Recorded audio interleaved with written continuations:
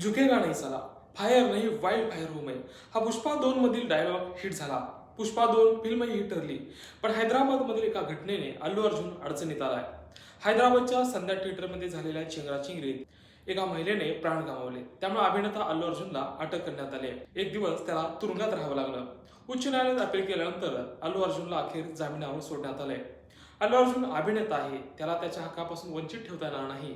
नागरिक म्हणून त्यालाही जगण्याचा अधिकार आहे, असा युक्तिवाद वकिलांनी केलाय. बरेच कलाकार सिनेमा रिलीज आधी प्रीमियरला हजेरी लावतात. तसंच अल्लू अर्जुनने केलं होतं.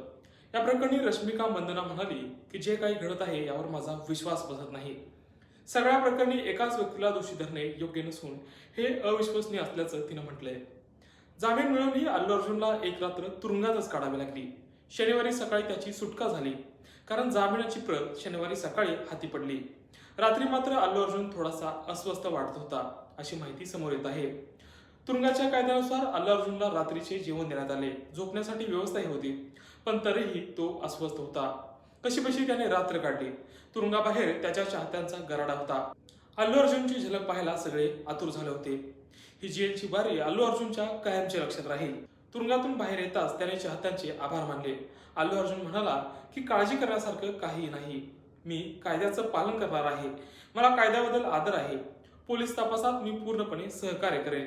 जी घटना घडली त्याचं मला दुःख आहे, असं अल्लू अर्जुन यांनी सांगितलं.